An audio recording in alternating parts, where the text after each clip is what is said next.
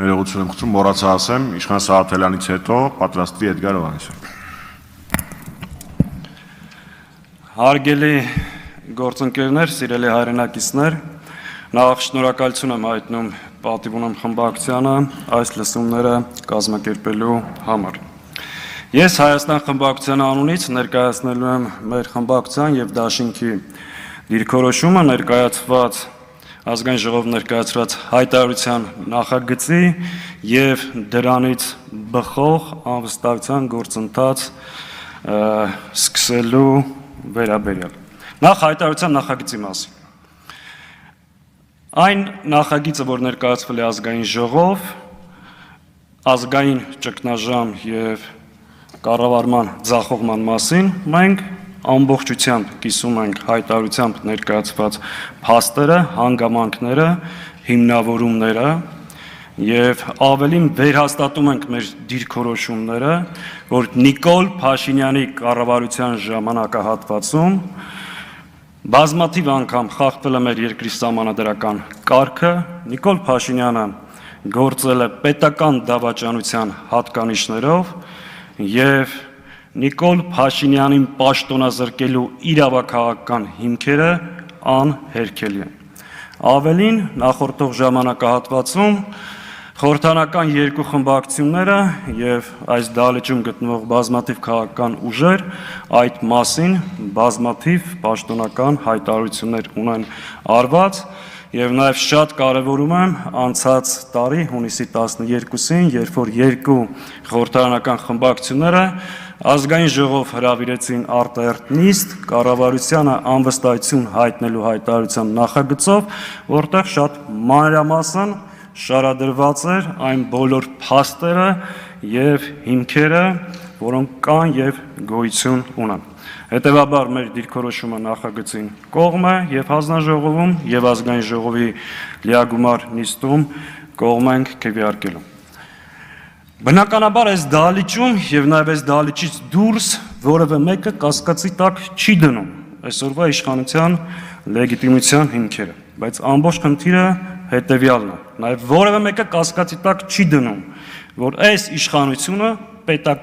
մեր պետականությանը սպառնալիք է եւ նրանց մեկ օր ավել իշխանության մնալը վտանգավոր։ Ամբողջ հարցը հետեւյալն է. ինչպես, ինչ ժամկետներում եւ ինչ ճանապարհով ազատվել այս իշխանությունից։ Նախորդ 5 տարիների ընթացքում մենք հաճախ նաեւ միասին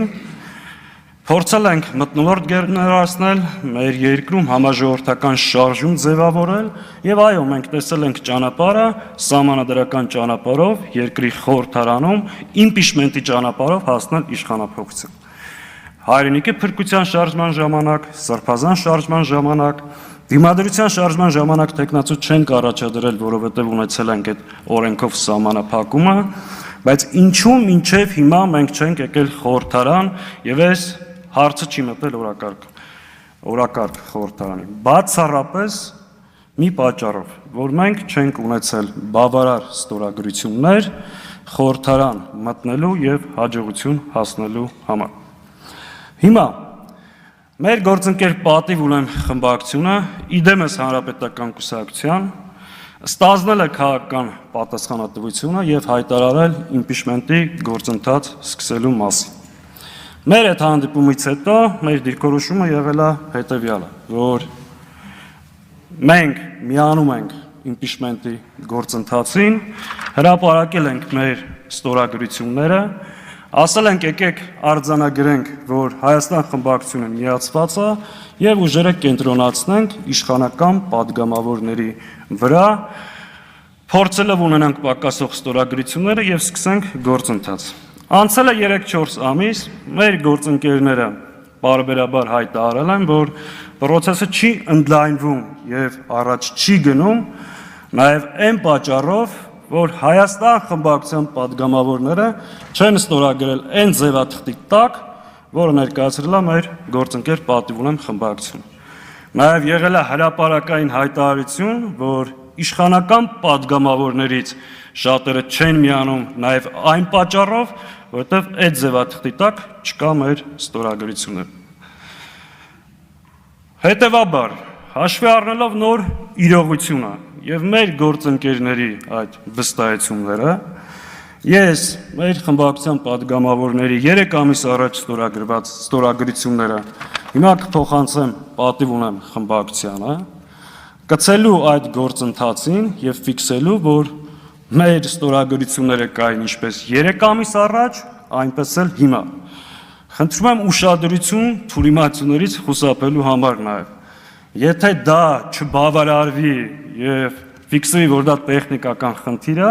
այս ստորագրությունները կտեղափոխվեն նաեւ այն ձևաթղթի տակ, որը ներկայացնում է պատիվ ունեմ խմբակցություն։ Այս դիրքորոշումը եղել է 3 ամիս առաջ, այս դիրքորոշումը նաեւ հիմա է։ Բայց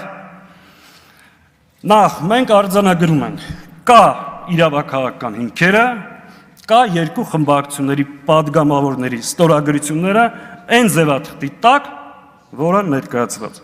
Հետևաբար մենք ակնկալում ենք ողջամիտ ժամանակահատվածում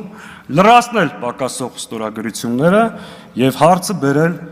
իրական մեկնարկը տալ իմպիչմենտի գործընթացը այս դահլիճում, բնականաբար ունենալով մեր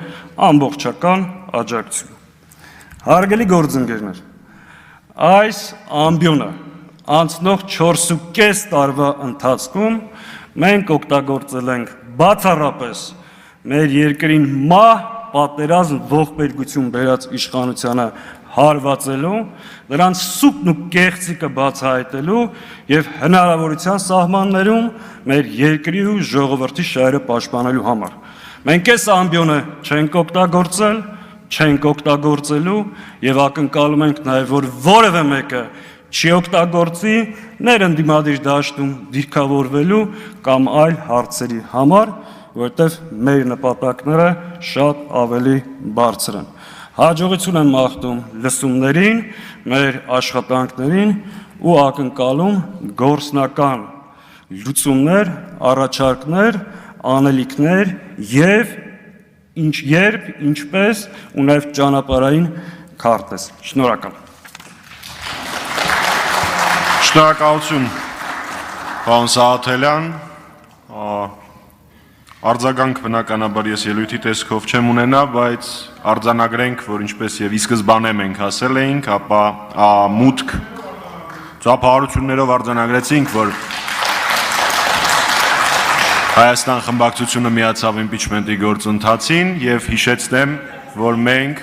միանալու ենք, մենք փաստաթղթերը հանձնելու ենք բացառապես 54 ստորագրություն ունենալուց հետո։